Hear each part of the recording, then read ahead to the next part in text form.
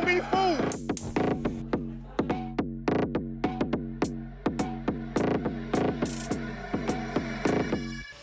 Oh, Jared!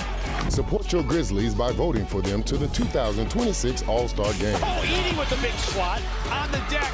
Floats it up. Off the glass and in. Cedric Power. Yes, sir! Vote now by going to grizzlies.com/all-star.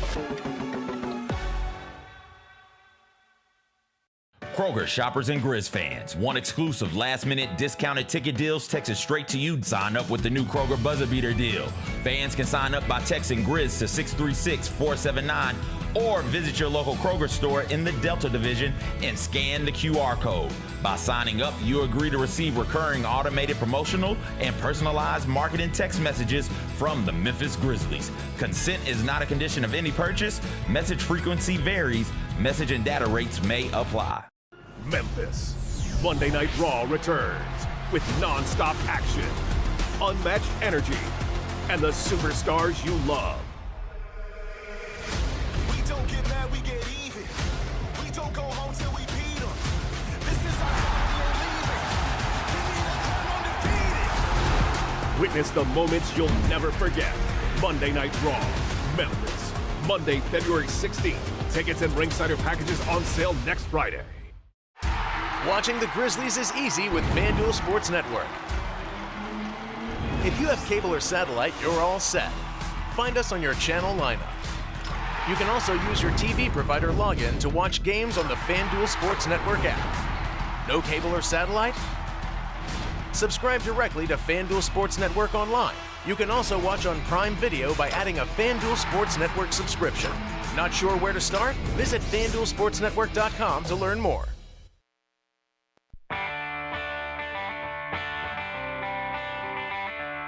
Live from the Built Ford Tough studio at FedEx Forum, it's the Gary Parrish Show, presented by Ortho South, on YouTube at Grind City Media and the official Grind City Media app. Now, here's your host, Gary Parrish.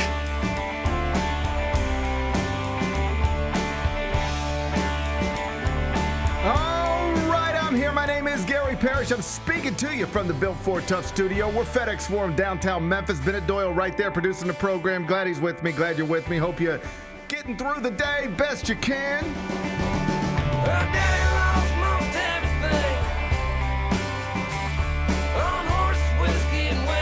And if you're an Ole Miss fan, my condolences. Oh, man, it was right there. It was right there. What have I told you? With 19 seconds left in a football game, you were ahead. And if you could have just held on for the last 19, you'd be playing for national championship. But Carson Beck had other plans. Final score, Miami 31, Ole Miss 27. A magical season for the Rebels is in the books. We'll talk about it momentarily. First, though, quickly, let's set today's schedule for you in the next segment. About 20 minutes, Jessica Benson is going to join me. She, of course, is the host of the Jessica Benson Show with C.J. Hurt. Weekdays, 8 a.m., Grind City Media. She'll pop in, and I'll chop it up with her about any number of things. Among them, your Memphis Grizzlies, because Oklahoma City is in town tonight. Shea Gilgeous-Alexander, big Friday night in downtown Memphis. JB will help us get ready. She'll be here in the next segment. Finish talking to her, take a break, come back, do 5 more things you need to know, at which point we're going to discuss 5 previously undiscussed stories. Among them, Penny Hardaway's Tigers going to return to the court this weekend. They're playing FAU on Sunday. We'll get you ready for that. We'll do it in about 40 minutes. We have an update on the Damon Williams situation at Washington that we told you about earlier in the week. Spoiler alert, he ain't going nowhere. The threat of a lawsuit convinced him he needs to remain a Husky. I'll tell you more about that situation a little later on in the show. The NFL playoffs get underway this weekend. Rams, Panthers, Packers, Bears on Saturday. Bills, Jaguars, Niners, Eagles on Sunday. I'll let Bennett turn us up in just a bit. Warm days in cold weather cities can be disruptive to basketball games. We got a reminder of that last night in Chicago. I'll tell you what happened. We'll do it in the third segment. And Anthony Edwards, congratulations to the young man. Last night became the youngest player to ever, third youngest player to ever score 10,000 points in the NBA. Only LeBron and KD got there quicker. We'll celebrate the Timberwolves star during a segment we call 5 More Things You Need to Know. Then we'll eventually do GP's carryout, and we will call it a day. So that's the rundown. We got a lot to get to, but I want to start. First, I want to start by apologizing. Why is that? Bennett, I like to think of myself as part of the solution, not part of the problem. Mm-hmm. You know, if I look at this world and all these things that are going on in this world, I like to look at myself as part of the solution, not part of the problem. I don't know that I'm part of the solution. Let me be clear. But that is the way I like to think of myself. Mm-hmm. When I look in the mirror, I like to think you can be a part of the solution. You don't have to be a part of the problem. I like to think I'm not part of the problem. But I might be wrong. I could be part of the problem. I'm a criminal. You are a criminal. I heard your hit with Jeff this morning. I broke the law. Yes, you did. I'd like to think I'm part of the solution, but it turns out I might be part of the problem. You know we have a crime issue in Memphis. Mm-hmm. You've read about that, right? Yeah. The National Guard came here. Is the National Guard still here? I think they're still here. I see him hanging out downtown every now and again. Yeah. Do you? Yeah. I don't even know what's I see him sometimes hanging out downtown. Are they kind to you? Yeah. Okay. I have well, why said wouldn't they hello. be? Yeah, Hey, of well, course. why wouldn't they be? Yeah. Why wouldn't they be to you? Look at you. Oh, yeah. Okay. I mean, look at you. They probably love you. Nah. You look just like them, right? I bet they love you. I love our military. I know you do. So anyway, we got a crime problem in the city. It's been an issue. Sometimes it gets, I think, overstated by some, perhaps understated by others. We can have that conversation another day. Mary Young put out some numbers that were very encouraging yesterday. Okay. And so I like to think of myself as part of the solution. Like we want this place to be better. Help make it better. Mm-hmm. And that's the way I think I did go. I ain't pretending I'm changing the world. I just didn't think I was part of the problem. But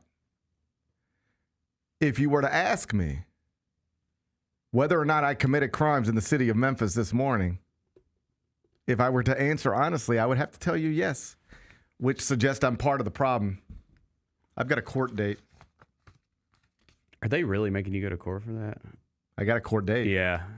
I'll see what to do about that. Mm-hmm. But I have a court date, February 13th. Mm-hmm. I have to appear in court. I broke the law this morning. I was pulled over. Do you know what I did? Oh, I know what you did. You're talking on your phone while driving. Yep. Got to be careful, though. You know why? Look at me. You're looking at a criminal. Yep. Look at me. It's an easy catch, man. Look at me. There's a face of a criminal. Yeah. Can't do that. No, apparently not, even though we all do it all the time. So today's the last Jeff Calkins show. Mm-hmm. All right? Last one ever. That means that on Monday, you ready for this? I don't even know if he knows this or has a proper appreciation for this. I'm sure he knows it, but has he thought about it this way? Has anybody thought about it this way? On Monday, that'll be the first time ever that 92.9 FM ESPN has had a local show, and Jeff Calkins hasn't been a part of the station. That's going to happen on Monday for the first time ever. Wow, right? how about that? Because the first legacy. It's a legacy. The first two people over there ever, it was just me and Jeff. That's it. We were the only thing over there, for better or worse. It was just us, right? And then I left there, and now Jeff Calkins is leaving there, retiring after a long and prestigious run. Jeff. So he was nice enough. My old buddy, he said, hey, would you like to come on the show? Would you be willing to come on the show? I said, man, would I be willing? You kidding me? I'd be honored. I'd be honored. Mm-hmm. That's what I said. I'd be honored. And he said, okay, well, my last show is going to be January 9th. And I was like, well, that's a weird day to do your last show. Like, couldn't you wrap this up in December? Mm-hmm. Yeah. We just flip the calendar, man. Yeah, like, what you trying to just like, well, I want to make sure I do some radio in 2026 and then call it a career. I don't really understand the timing, but I said, man, you name the day and I'll do it. He said, it's January 9th. I said, what day of the week you think that is? He said, that's going to be a Friday. I said, here's the problem. I don't know if you know, but I've been doing a show over at Grind City Media. It starts at 10 o'clock every day. And then I have the Eye on College Basketball podcast for CBS Sports, and we do that at 8:45 on Friday mornings. So how we want to do this, and I'll be in New York earlier in the week. So how you want to do this? And he said, I said, I'll do whatever you want to do. If you want me to come in studio at 7:30 in the morning, I'll come in studio at 7:30 in the morning. Whatever you want me to do. He said, we'll just do it on the phone. We'll pre-tape it. We'll call you at 8:15. I said, that's perfect. I drop my boys off at school around 8, and you call me around 8:15, and we'll talk just like it's old times. And so that's what we were doing. And because it was going well, I was really enjoying the conversation. Thank you. Yeah. My car's got incredible Bluetooth capabilities, but you're a former radio producer. Yes. You know that. Now that Bluetooth is wonky over the airwaves. This is better. This is better Absolutely. than Bluetooth. Yes. So in the spirit of trying to give the best quality I could give to Jeff Calkins and Jeffrey Wright over there, I said, I'm going to talk to you like this. All right? And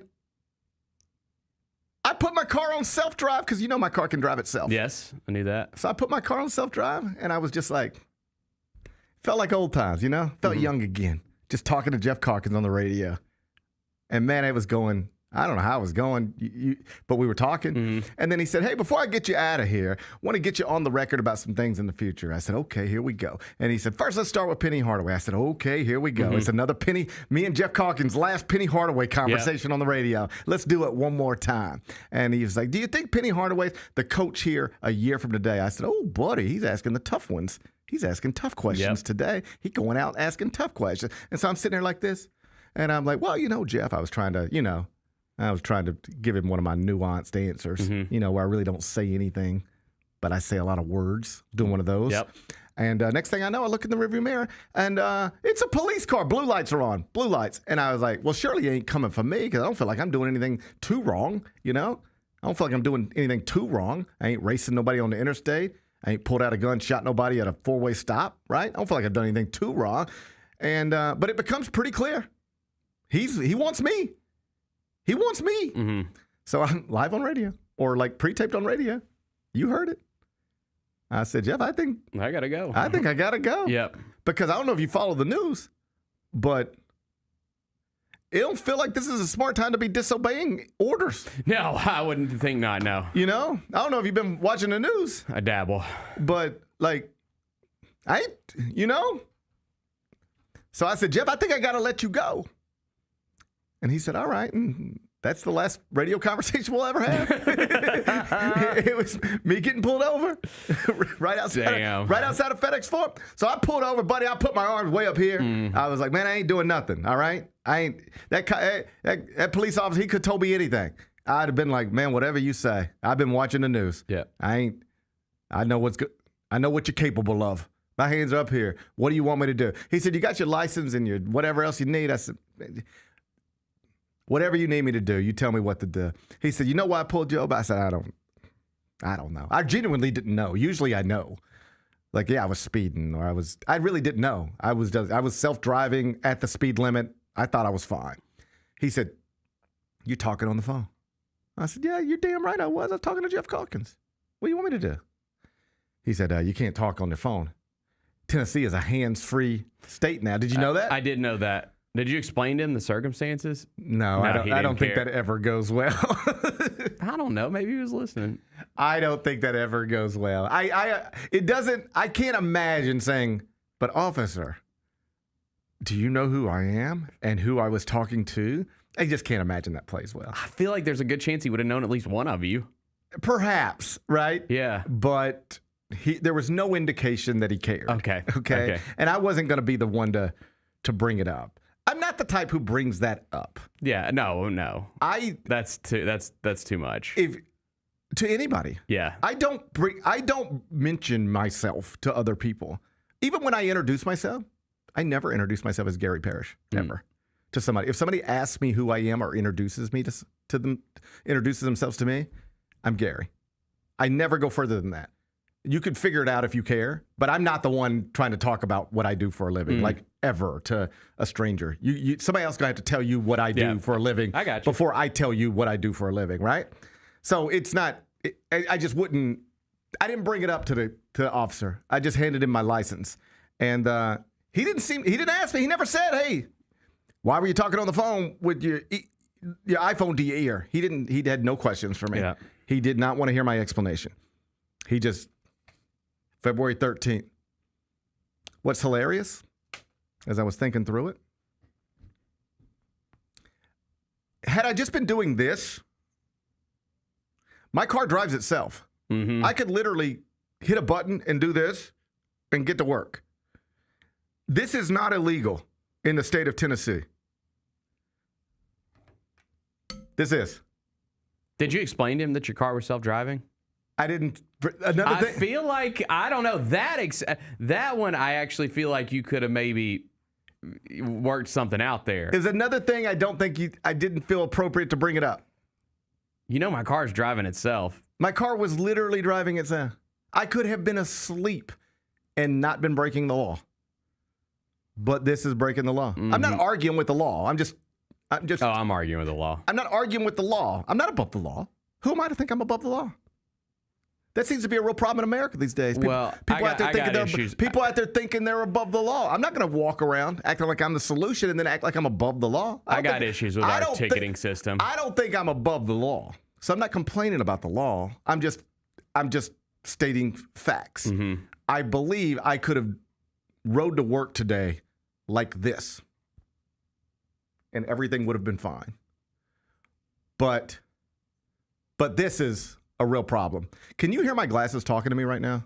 No. Are they talking to you? Yes. I can't hear it. Yeah. No. I thought those were Meta glasses. Yeah.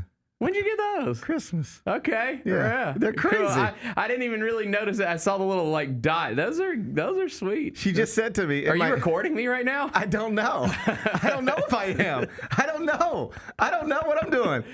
What's the person like? It's not Alexa. I don't know. But who's the person? I don't know. Okay. I don't talk to her. Alexa, don't record me. But she just started talking to me. You know what she said in my ear? She said, "You sound frustrated." Yes, we are. I am frustrated. I don't think I'm above the law. All right, but it is interesting to me that the law. I could have driven to work like this. Mm-hmm. Click. I'm fine. This, I'm a criminal. Yeah. I'm part of the problem. I'd like to think I'm... So are you going to go to... Do you have to go to court for that? Or you could probably go online and pay it if you want. I feel like there's got to be a way where I don't have to physically go to court. Yeah, no. If we have a criminal justice system that requires me to go to court... To appear in front of a judge because I was talking to Jeff Calkins on a Friday morning... Yeah. Then that's a ridiculous system, wouldn't you agree? If you want it waived, you're going to have to go to court. If you want to just pay it and get it over with, you can probably do that without going to court, I believe. I have quite a few that I'm dealing with right now myself. What have you been doing? Dude. You think you're above the law? Dude. There's some shiesty stuff going on. Will you tell me what's happening? Okay, man.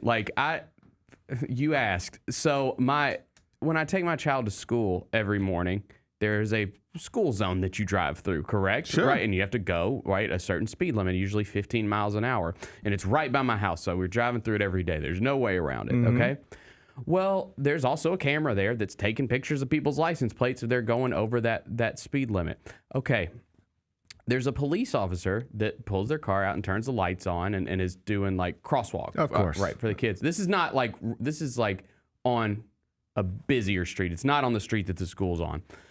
But that speed, they usually have the lights flashing, right? It's like when it's the school zone speed limit, there's the lights flashing and it says 15 miles an hour. Very familiar with how school zones work. Okay.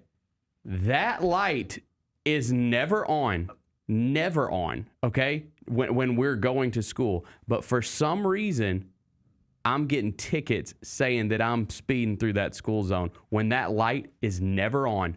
Ever. It's a police officer's car with their lights on, but there's no school zone. The school zone light is off. So they're just taking pictures of your license plate and then mailing it to you. Yeah. Don't pay it. And I'm still going I'm only going 25 miles an hour. Bennett, don't pay it. Here's what you do. You know what you say? Wasn't me. They can't prove you were driving that car.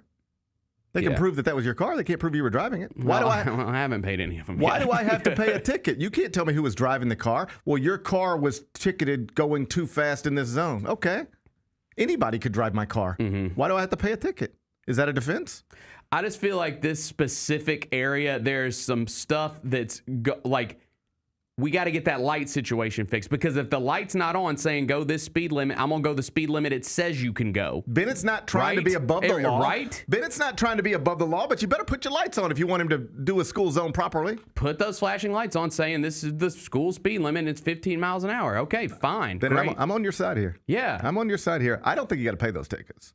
Now, I'm not a lawyer, so you should probably take this up with a lawyer. Mm-hmm. But my instincts tell me. They got the timer off wrong on that camera. Can't you just tell them, you can't prove I was driving the car? You have a picture of my license plate. Okay, and that would require me to go downtown and go to the courtroom and deal with that. And that's BS. You could storm it. Not over that. You want to storm the courtroom? Not over that. Storm the courthouse. Not over that. Oh, man, you know, you know. I just think the camera, I think the camera I know how much you like is, storming. I don't. I don't. Not over tickets. Okay. Yeah. Not over minor traffic violations. I know we got a crime problem in this city. I didn't think I was part of the problem, but apparently I am. Yeah. You want to see the face of a criminal in Memphis, Tennessee? Sir, look into the camera, please. Yeah. Thank you. There it is, folks. You ain't safe out there with people like me. No, you're not. You ain't safe out there with people like me on the streets. This right here, criminal act. Yep. Not a criminal act. I'm going to drive home like this today. And when I get pulled over. You should do that. I'm going to drive home like this today. I would do that. I'm going to try to get pulled over. And when I get pulled over, I'm never even going to look at the cop. I'm just going to be like this the whole time. He's going to say, "What are you doing?" And I say, "I'm proving a point." All right? And your meta glass is going to be like, "Gary, please stop." No, they did. Dude, like technology's gotten so wild. Between my car and my glasses, man, I'm just surrounded by computers. I don't know what's going on. Yeah. So when a cop asks me and say, hey, weirdo, why are you driving around like this all day long? To prove a point. Mm-hmm. You guys told me I was part of your crime problem just because I was trying to talk to Jeff Calkins this morning. Mm-hmm. All right?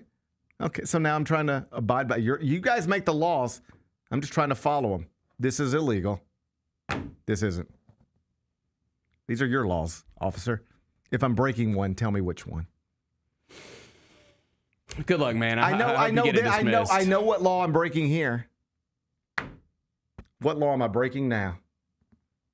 Seems petty, but I'd do it. I'd do it.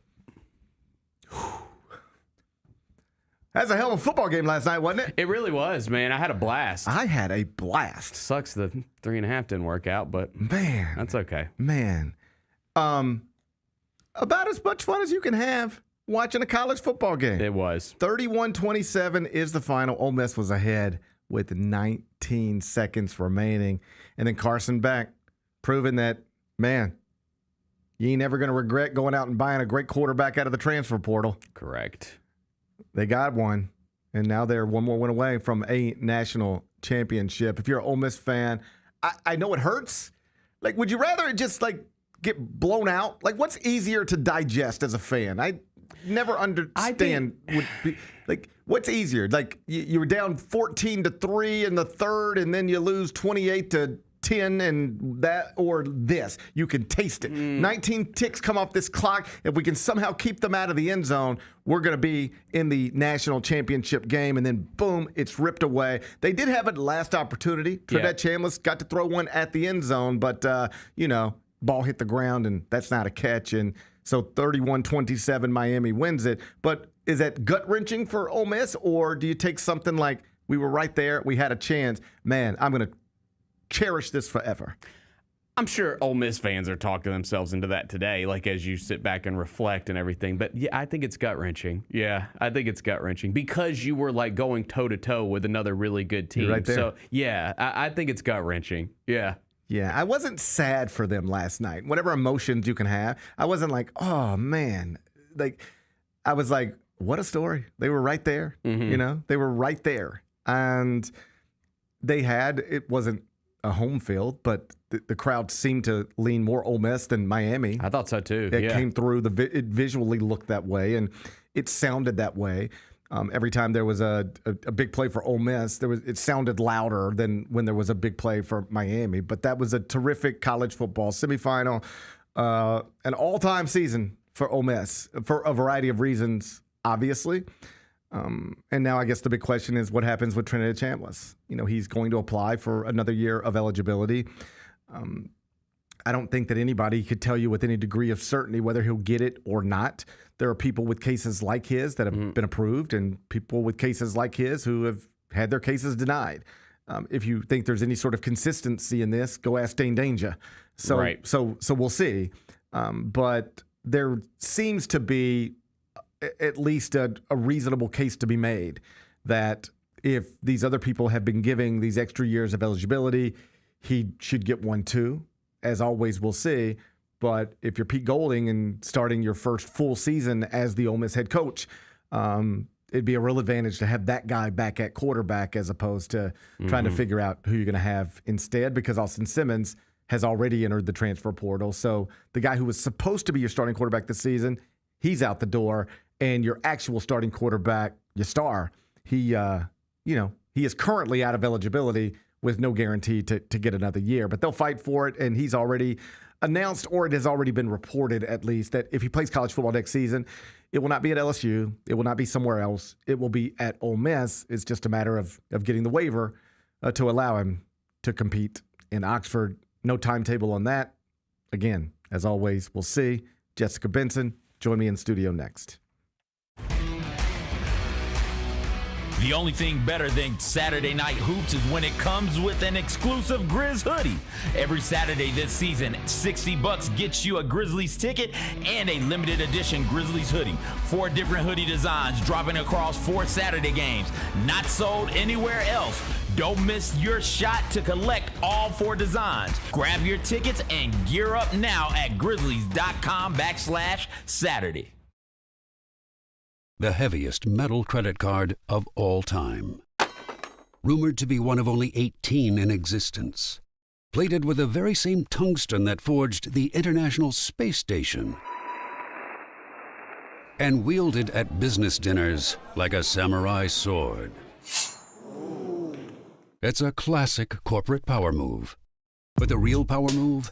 Having end-to-end visibility on your most critical shipments. FedEx, the new power move. Grizz Nation, Friday nights just got a whole lot better. Introducing Buckets and Brews, the ultimate way to tip off your weekend. Every Friday this season, grab a terrace-level ticket to the Grizz game and 2 12-ounce Miller Lights for just $55. Get great seats, cold brews, and Grizzlies basketball. It's everything you need to start your weekend off right. So get the deal that's too cold to hold. Go to grizzlies.com/Friday to lock in your tickets today. Grizz Nation gets set for tip-off 1 hour before every Grizzlies home game with the warm-up show. Get the latest news, notes, and analysis live from courtside at FedEx Forum. Who's going to be the tougher team that rebounds and prevents second-chance opportunities? Join me, Lang Whitaker, along with Michael Wallace, Jessica Benson, and other personalities from Grind City Media, Memphis, and around the NBA. 1 hour before every home game, live at Grind City Media on X, YouTube, and the official Grind City Media mobile app. Jeff Dunham, Artificial Intelligence, his all-new tour. You're the other white meat. How can you be so smart on one hand and so stupid on the other? Well, you're half of it. I realize I could have avoided all this years ago with one simple word. I do not. Silence! Don't miss a Memphis. Friday, April 10th, FedEx Forum. Tickets on sale Monday, September 29th at jeffdunham.com.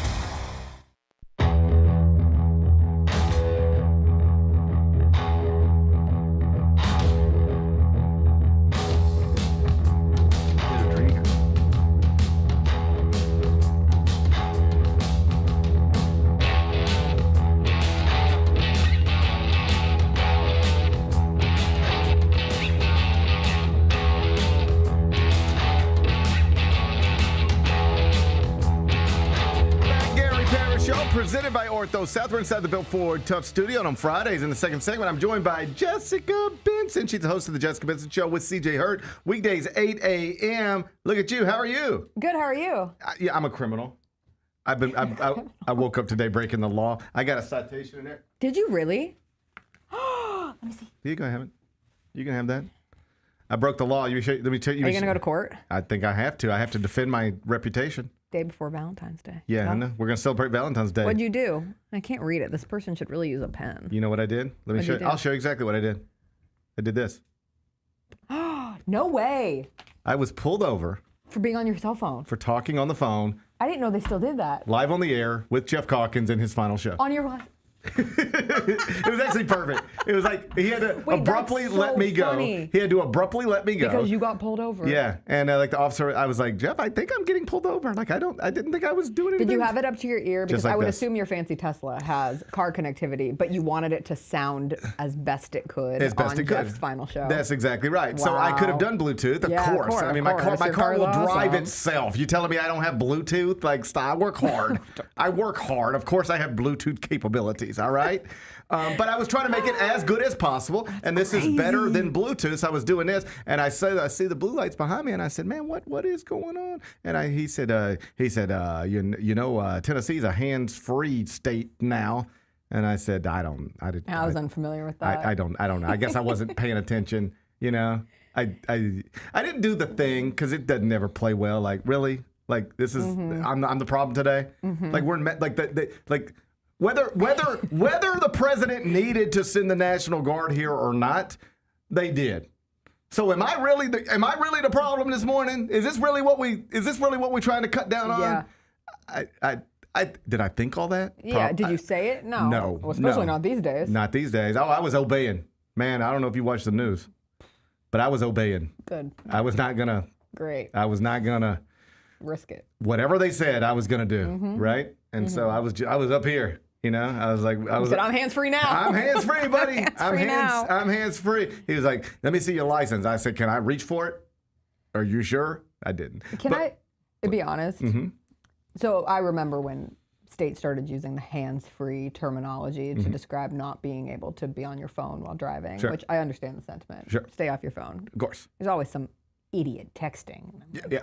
You're driving terribly. Of course. Could they have not thought of a better campaign name? Because hands-free, to me, then implies you're not doing anything with your hands. It should be like hands on the wheel, because you can't hands-free the wheel. Well, here's what are you doing? Your hands are tied behind your back. You can't drive with your knees. Here's the thing. You ready for this? Yes. For me personally, Yes. This is illegal. I could have driven like this. And it's fine. You could have had a hand in a Chick-fil-A bag, And getting some sweet waffle fries. I would have loved that. And you could have had the hand taking the fry to the mouth and enjoying the waffle fry.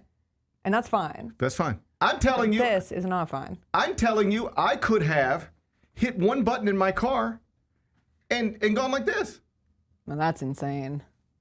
I could have just drove like this. Who do you think you are, a Waymo?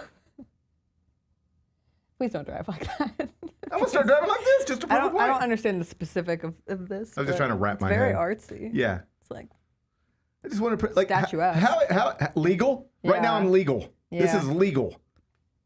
This is illegal. It's not. I didn't argue. I think that's. I just took my ticket. I took my ticket like a man. man. I took my ticket like a man, or like a woman. Or like a woman. I took my ticket like a woman. Gender. I took my ticket like a woman. We all take our tickets. I don't know. Sometimes I see people argue about it. I went to court for my last ticket, but that was like a year and a half ago. I just don't want to have to go. Mine is for my tags. I don't want to have to go. I got pulled over in Memphis for expired tags. Yeah. Another one of those in my head. Right. Like I'm the problem. In my head. I have theories about that whole situation. What's your of when theory? I got pulled over. Go ahead. Tell us why. I was being tailed. You've been stalked. Another word for that is stalked. I didn't say it. You did. Okay. Oh, you're being stalked by a police officer. And I noticed them. Like they were very close. And it was just an odd, like, this feels weird. I'm not doing anything wrong. Am I going to get pulled over? And eventually they turn the lights on and they pull me over. And the first thing they say when I roll down the window, before like even telling me I'm getting a citation, they were like, that was some Grizzlies game last night, wasn't it? Oh, that's weird. And I go, you looked up my license plate. You knew who I was. And you wanted to talk about the Grizzlies. He blue lights you to do that. They blue lit me to do that. And they still gave you a ticket? And they still gave me a ticket for my expired tags. Okay. But they told me, they said, just go take this in and they'll expunge it. Or not expunge Here's what it. I Whatever submit. it Here's is, what I they'll submit. wave it off. He did not pull you over because you were Jessica Benson. He pulled me over because my tags were expired. Then realized you were Jessica But Benson. then it made me uncomfortable that before even doing the whole spiel about why I was being pulled over, the first question was about the Grizzlies. That's actually not weird to me. Really? Because stuff like that happens to me sometimes. I guess. Like we At least pretend. Give it like 2 minutes. We'll have a pizza delivery person. Like this is a real thing that's happened. And like, ring the doorbell and Oliver goes and gets the door. And the delivery guy will be like, "You must be Oliver." I don't like that. I don't like that. Yeah, but like, people just... Chris, this is so funny because this literally happened to us last night. I'm very good friends with all of the UPS drivers, mostly because my schedule affords me to be the person who is like at our building during the afternoon when they're there often. And so I'll see them if I'm out walking dogs or going for a run. I'll come back. I'll let them into the building. They bring the packages in, whatever. And so last night, Chris and I were finishing a workout and coming back into the building, and the UPS guy was like, "Jessica, so good to see you. Yeah. And you must be Chris." There you go. And Chris was like, "Why does the UPS driver know my name?" I go, he listens to the show. He's a good fan, like good guy. We talk all the time. No, that is one of the things that I like about this space, whether it's podcast or radio. I think it's specifically like this space in Memphis. Yeah, it's more personal. Yeah. And people feel like they know you, whether they do or not. Yeah. There are people who feel like they know you. There are people who feel like they know me. I meet people sometimes and they will enter that space with, they already know who my wife is and who my kids are and what I do and where I lived. And that's because it's fun. I think it's fun. It's like humbling on some level. Like I was just mad I got pulled over in the one experience. Before I got Outside I got pulled over this morning and had to abruptly leave the Jeff Calkins show, like we touched on that a bit. Like that is one of the cool things about what we were allowed to do for so many years over there. Like not too long ago, I was out. Kelly and I were out, and the server did not recognize me in the. Throughout the night. But at the end of the night, it was like, here's the credit card. And she took it, and I guess she looked at the name on the credit card. And when she came back, she was like, "Are you?" And I said, "Yeah." And she like almost teared up. And she said, she was young, like she was maybe 22. Yeah. She's a young woman. And she was like, "My dad would pick me up from school." Like she was talking like fourth grade, fifth grade. And you were what me and my dad listened to. And her dad had just passed. And so like we were a part of that, and she felt like she knew me. That's cool. And she was connecting memories of her and her father had to like that. She put me in that story, which like meant something because I honestly I can look at Jeff Calkins and have similar things. Like before I was his colleague and friend and co-host, I have a vivid memory of this. I wish I would have shared some of this with him, like on the air. Here you go. I'll send him a link. Okay. But like, throughout high school, at one point, I lived in an apartment complex with my father called Sutton Place. It was on Goodman Road, and it was just like, it was an apartment complex, and we'd go catch the bus. Me and my best friend, one of my best friends in high school, Chris Klein. And we both lived in this apartment complex. And like one of the things we would do is like we'd walk to the bus stop, and right by the bus stop there was a commercial appeal newsstand. Neither of our parents subscribed to the CA, but it'd be like, "You got a quarter?" Yeah. "All right, I got a quarter." And we'd buy the commercial appeal and we'd pull out the sports section and we would read it. And Jeff's face was that. That's it. Like before I ever met Jeff Calkins, I looked at his face I read and when I started becoming a writer, sometimes people would be like, "You write, it seems similar to Jeff." And it wasn't intentional as much as it just... We literally just had this conversation on Monday. Yeah. Like my style of hosting is entirely built, not entirely, I'm not giving Grizz that much credit, but is influenced by having listened to his show and your show obsessively upon moving here, because that is how I learned the city of Memphis sports. Right. That's how I knew what was important to people, because I trusted both of you and I enjoyed the way that stylistically you did storytelling, and it wasn't just like, this is what happened in the game. It was always wild and crazy and fun and done in a very effective way. And that goes for both of you. But like, I read Jeff's book before I ever met. I got the job in Memphis and someone said, "Oh, you got to read this book before you move to Memphis. This is an important thing to read." And then you kind of have a fringe, and I'm sure this was the same for you. You become not a peer. I mean, technically you're a peer, but when Sure. you're young, you don't feel like a peer. I never thought of myself that way. No, you think of yourself as like an eternal intern, just trying to work your way up in the business. I mean, I was a college student, and I would be at Memphis football games and Memphis basketball games for the Daily Helmsman, and there's Jeff Cogley. Like that was a big deal for me. Like it was a big deal. So it's kind of like. But you were a big he was a big deal for me to meet at a scrum, and you were. I know, like it's not lost on me that I have played that role. But that is the circle of for somebody else, media. right? I don't get caught up in it too much, but like I do appreciate that, and that's one of the things I like about everything we did at 92.9, and now what we continue to do over here is that it's one thing to go on television and at halftime of a basketball game break down Duke's front court. There's not a whole lot of. I'm still me, but I'm not telling stories. I'm not about yourself. It's not the same thing. No. It's not like this is whether I do it right or wrong. I've been able to do it in a way that allows me to connect with people. Allows you to talk about a ticket you got this morning for being non-hands-free. I'm part of the problem. Look at me. Look at me. You are. I'm part of the problem. This is a criminal. This is what criminals do. You should have pulled over. You should have given the proper attention to the show and pulled over and scheduled it into your day. What's the word that they are using? Friction maxing. Are you familiar with the term? Mm-mm. Sounds rough. Friction maxing. Yeah, I don't know that I like think it was that. I think it was the the way New that Yorker. sounds. It was an article that was going viral this week, but how the attention to making yourself uncomfortable, making your life uncomfortable. So, for example, I mean, decades ago, you wouldn't have a phone. Right. So you would have had to do it on a landline. Right. So how do you take away all of the very convenient things that help aid your life in 2026 and shrink it back a little bit where you got to suffer every now and then? You got to make it a little more difficult for yourself. Give me a specific example. How would you do that? Well, theirs was very specifically catered around ChatGPT and AI and not using the easy tools, like forcing yourself to write a thank you note. Not going to ChatGPT saying, hey, someone did something nice, Mary, can you write a thank you note? And then copying that, or copy and pasting it into an email or a text message, or reading an actual book instead of just reading, or an article. I won't even make you read a book, but reading a full article as opposed to just scrolling through Instagram or Twitter or TikTok and taking news in these small bites. I don't have a problem with that. I do all that stuff. Great. You're friction maxing. Where I struggle. You have a car that drives itself. So it's nice. That's like the opposite of friction maxing. Okay. Well, I don't struggle with the things I hear you're saying.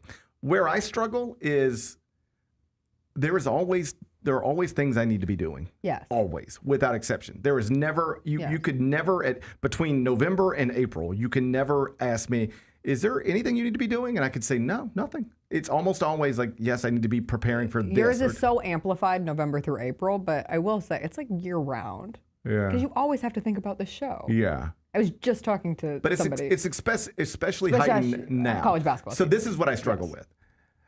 Like yesterday, I'm in studio Wednesday night till 1 a.m, and then I'm up prepping for a show till I think I went to bed around 4:30. Okay. You get up, you do the show. Like literally, you say goodbye and you go grab your bag and get. And it's like, okay, I've got a whole bunch of things to.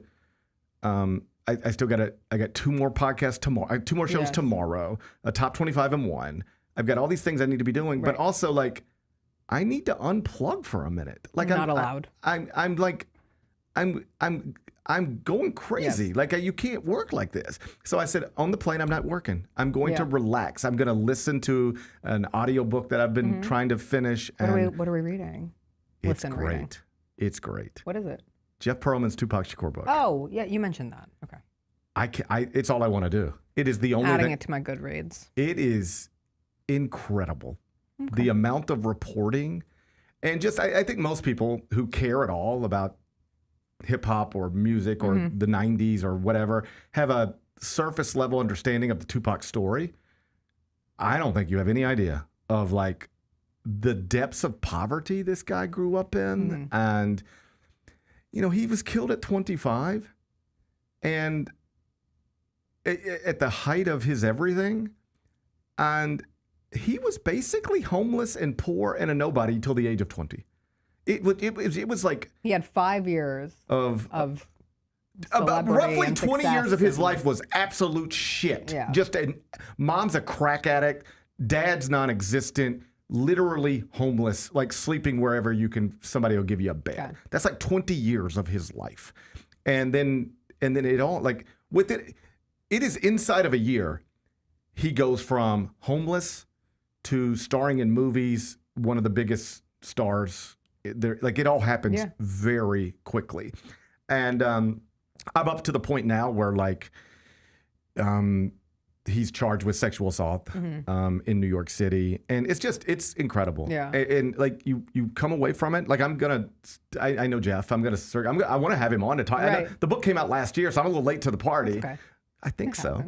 I'm reading a book from 1993 right now. So but I can't wait to talk to him about it just because I can't get enough of it. Yeah. The story is fascinating to me. And you come away from it like, on one hand, you feel sorry for this guy because he's such a product of his environment. And like, I have read or seen a clip where Jeff's talking about it. And he said, I consider, after talking to more than 600 people from Tupac's life, I consider him an incredible success story, even though he died at 25. It is incredible for him to go from where he was to what he became. Yeah. And then the prevailing theory, like, takeaway from it is that he wasn't thug life until he decided to. He got caught up in wanting to be that lifestyle. But he was an art school kid. Yeah. He went to art school. He was he wasn't in the streets. He was in art school. Yeah. Like, dating a ballerina. His high school girlfriend was in ballet. Like, Jeff goes and finds her. She has like 150 love letters that Tupac wrote her when she was in high school. Wow. And she had never talked before, but she talked to him. It's just really, really interesting. Okay. We went to Chattanooga last week. Yeah. And so we had a long time in the car, and I was like, let's just put this on and see what the kids got AirPods in anyway. So, like, this is for adult ears, but the only ears They're not paying attention. They're not paying attention, and like, even Kelly, who doesn't care at all about it in theory, like, it's not something she would read or listen to on her own. She was like, even. Those are great nonfiction. I'm reading a great nonfiction book right now called Among the Thugs, which is about soccer fans, the hooligan soccer fandom in the UK, specifically in the 80s and 90s, where, I mean, there were multiple games. Like 50 people were dying before a match, and it was just normal. Right. And then another 50 would die after. And they would try to do all this stuff to keep, opponent fans from buying tickets to games, but they would get these ticket packages and all travel and take over these cities. The first big chunk of the book is dedicated to Manchester City fans going to a game in Turin, a Juventus game, and just the chaos that goes from them taking over the city to drinking to peeing in fountains to just debauchery, to that turning into them bashing the heads in of like a father whose children and wife are in a car that he was able to get them in safely, but they drag the dad out, knock him over the head with some sort of tire iron, and then bash his face into the ground. Jesus. It reads like fiction. Right. All that to say, I understand being swept into the world of, I can't believe this is a real story. And it takes really, really good writers to be able to tell those kind of stories in such an effective way. I sort of joke sometimes, like, people be like, you read any good books lately? Yeah. And I sort of say, I read tweets. I don't read books anymore. I read tweets. And that's like my way of saying, like, no, I don't. Right. I don't really read as, like, I went through a phase in my early 20s where I was always, there would not be a day where you could ask me, what are you reading? And I wouldn't have something. There's always had a book with me, was always reading something. And I just don't do that anymore. I think a lot of it is because. I mean, a lot of it is reading tweets. Yeah. I know it's a joke, but. There's just so many other things to do. That's where I'm genuinely trying to. It was funny. I was with Bennett at I think it was the Grizzlies. Grizzlies Spurs. Probably. First home game in 2026. And we had that 4-day weekend where the Grizzlies played in Los Angeles, but we weren't working. And I was like, I'm going to start this year, and I'm not going to get on Twitter. Right. Not in an aggressive way, not in a resolution standpoint, but I'm going to really be intent on when I am online and when I'm not. Right. And I sat next to Bennett on that Tuesday, and he's like, can you believe Jaws out? Yeah. I was like, I had no idea. Right. I was like, I was just about to pull it up, and I'll find out when I do, but that's a weird thing. I should probably know that. Right. I feel like I felt wrong not knowing that piece of information before sitting into my seat on Radio Row where I'm going to pull up and make edits to my pregame show. But I was like, I'm only going to get on Twitter on my laptop. And so if that's the case, and I was doing really well until yesterday, and I just had a horrible day online. I just couldn't get off. I was, and it started the day before, if we're being honest, but it trickled into yesterday. It makes you a more miserable person. Yes. As someone who was really successful for the first few days of the year and then fell off the wagon, definitively makes you more anxious, more miserable, more upset. But we do it. Technology, by definition, has never been more advanced than it is right now in this moment. And I think you could reasonably argue we're not better for it. No. As a people, we're not better for it. Like I think throughout history, you could probably, and in the 1940s, we got this. Good thing? You'd be like, yeah, that was a good thing. And in the 50s, we got this, and this. Good things? But like, yeah, those are pretty good things. And then, in the whatever, we got, indoor plumbing and air conditioning. And like, it's like, yeah, like, take it. That's all good things. We're living better than anybody's ever lived. But we have reached a point where I think all the new... It's like tipped over. Yes. It's not, we would be better off without. Because I'm not that would be insane to be anti-internet. Like you and I are sitting here because of the internet. That's the right. show exists because of the internet. Like all of that is good. I enjoy that I am able to live a life that I'm very proud of, and my parents live far away, and I can pick up a phone and call them. That's right. Or I have FaceTime technology. That's we can right. look at each other on a phone. But yes, from an overarching social media, everything that entails, moving into this next, because not moving into it, we are here in the AI chapter of whatever this looks like. I'm with you. I don't think it's good. No, we'd be better off without some of this stuff. Yeah. We'd be better off not knowing. Like, you need to know when Ja's playing and when he's not. Yeah. But you don't need to know I don't need to everything. know it right then. I don't need to know the second it happens. Yeah, I need to know it for my job when I eventually am reading a script that I wrote for a pregame show. Once upon a time, things used to happen in this world. And you didn't know the second it happened? You just have to, you'd grab the paper tomorrow morning and somebody threw it in your driveway and you'd figure out everything that happened What a yesterday. life. Right? That's crazy. Like, you would write, like, even like in my adult life, in my career, there was a time where if I had something to write, a story to tell, I wasn't going to write it tonight and then it be available to you immediately.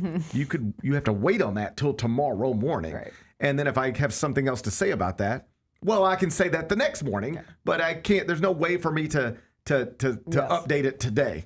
Got to wait for tomorrow morning. And now we know everything that goes on in the world as soon as it happens. Yes. I don't think that's and good everybody's for us. opinion about something that happened in the world the second it happens. Yeah, and very few people are good at admitting when maybe an opinion was wrong. Yeah, I don't think any of this is it's good. So anyway, here's what I was trying to tell you. Yeah. You were trying to escape. I was and you were trying to listening to your unplug, and I was audiobook. listening to a Tupac book, all right? And I enjoyed that. Yeah. And then I got home, and I haven't seen my family in a few days. So you don't want to work. And plus, there's an Ole Miss college football playoff semifinal. So I try not to work through that. And then, you know what happens this morning? I'm running behind. You're behind. I'm running behind, and now I feel stressed right now. Yeah. Because I felt it necessary to unplug yesterday. But by doing that, you put yourself behind today and made today harder. That's right. That's right. And that's my struggle. That is my daily struggle. At the beginning of this football season, I was like, I'm going to watch football games without my laptop because I want to just enjoy watching a game. Yeah. And the first couple Mondays rolled around, and I was scrambling so hard on Monday mornings to prepare for the show, to remember everything that happened in college football and the NFL. I said, that's just not going to work for the rest of the season. So this is because it makes me more miserable. Is the briefer pain on Saturday and Sunday of doing a medium amount of work worth being drowning by 7 a.m. Monday morning? That is what I struggle with every day. Yeah. There's only two ways I can feel. I can either feel like I'm never not working, or I can feel like I'm behind. Yeah. But there's no other feeling that I ever have. I am either working to stay up on everything that I need to be ready to do, and then I feel like why am I working nonstop? I have that feeling. And then you stop for a but if I brief moment in stop, time. I don't feel relaxed. I feel behind. Yes. I got to work on this. Yeah, you should. Maybe the therapist. Good idea. They're good. That's a good idea. Yeah. Hey, I should make it clear. it sounds like we're bitching a little bit. Oh, I'm not. And I want to be very, perfectly clear. I'm not. There's other people It out never there. sounds good. People out there doing harder jobs for less money. I was all just right? reflecting with my former co-host Megan Triplett is in town because the Nets are playing Sure. here on Sunday, and her family still lives in Memphis, so she was able to be here this week. And we were reflecting on we went to, thanks to her and her obsession with French fries and potatoes, Idahoan sent us out to their potato factory in Idaho years ago at this point, 3 or 4 years ago. And we toured a potato factory where they did the instant mashed potatoes. And basically anything Idahoan sells is made in this potato factory. And they told us that the people who work in that factory, it's so crucial to be so focused through their 8-hour shifts that they aren't even allowed to listen to music. And that has stayed with me. Anytime I get lost in like, I'm so busy, I'm so tired, this job is hard sometimes. I'm like, think about that dude in the potato factory who can't even listen to music while he's cranking the potato machines and making sure that everything is working, and he doesn't want to lose a finger, but he also can't listen to music. So again, there's a much harder job. Heart surgery. The Pit came back last night. Dr. Robbie has a harder job than me. I want to watch The Pit. It's great. You should. Next time you have time to relax. I don't have no time. I don't have no time to watch. Hey, let's talk about actual sports stuff. Okay, which one? Let's start with the football game. Okay. And I'll be quick. I know you got dogs to walk and everything. Yeah, not till noon. Hey, that was a hell of a game last night, wasn't it?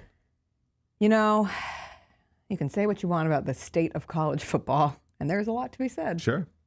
Fatigue factor. I was shocked. Do you subscribe to the Athletic morning newsletter? No, Did you not see that. their? I don't go that far. Well, it's a great way. I don't not take to it that- I don't take ta- someone else's, but I don't take it that far. The Athletic Pulse gives you a nice just rundown of the big Sure. stories Make sure you of ain't the missing. day. Make sure you ain't missing nothing. Right. Gotcha. And they did a poll yesterday. Do you like college football right now? And the poll results of 12,369 votes. So that's a solid amount of people. 55.7% said no, it's a mess. 55.7% of people who subscribe to the Athletic Pulse. So you would think they're sports fans. And wait till you for see, the most part. then wait till you see the ratings for last night's game. They'll be absurd. Yes. And my point is, college football can be a mess, and people can have a fatigue with where we are at in college athletics, period, right now. But you have games like that, no one's missing it. No. No one's not turning it on. Everyone's very quick to say, man, this playoff has absolutely ruled. You got the Sugar Bowl and that game out of Ole Miss this postseason and the drama of Lane Kiffin that came with it. No, I was delighted. I stayed up for the whole thing. Past my bedtime. Yeah. Was worth it. Was just praying it wasn't going to go into overtime at that point. I'm like closing my eyes between plays, and then Chris would just say, they're snapping the ball. Okay, I'm up. I'm here. I'm ready to watch. But no, and Miami being a double-digit seed is great. The team that almost didn't make it in, you could not have asked for a better testament to what the playoff is for. Right. The playoff is for teams like Miami, who barely got in, to prove we could win a championship this year. And that's great. Yeah, I don't know what the perfect size for the college football playoff is. I know It would on take 16. 16's fine with me. I think in the men's basketball, we've already exceeded that number and probably shouldn't go any further, although they will. Yeah. But Miami is evidence that it's certainly not too small. Mm-hmm. It might could be like, or it's certainly not too big. I right. should put it that way, Yes. because like a team that barely got in, as you put it, has got a chance to win. Is now one win away from the national championship. We don't. A team that barely gets into the NCAA tournament is not winning the national championship in men's Not basketball. likely. It's quite literally never happened, and it probably never will. But in football, you can have that, at least at this size, and that's possibly what we're going to have. On to and just your point about, it's interesting because people, the way people talk about themselves is often different than the way they actually feel. So you ask people like, how do you feel about this thing? Oh, I hate it. Okay, well, but you watch it. But you watch it. Right. All right. And that's where we're at with college sports right now. Yes. Any poll you put out about the state of college athletics is going to have negative results. But the ratings, will continue to crush. They've never been better. Yes. Never been better. It's not impacting actual eyeballs on the sport. Not at all. It can impact how people feel at times watching the game, I guess. People will say things like, I wish college basketball was what it used to be. And then I will say, the highest rated regular season college basketball game of the past 30 years, do you know when that was played? They'll say, when? And I'll say, this season. Yeah. It was this season. So everybody is upset with the state of college athletics, but it has not changed viewing habits at all or diminished them at all. television ratings still off the charts, stadiums still full, and that's true in football and men's basketball. Let's go to the NBA. The champs are in town. Are they? You take issue with Oklahoma City being the champs? Are they? No, I take issue that the team that we will see Oklahoma City roll out tonight, which you're not going to find this Grizzlies team feeling bad for anyone who has a big injury report. But I saw that Thunder injury report yesterday, and I said, are they resting guys? Well, make it a fair fight.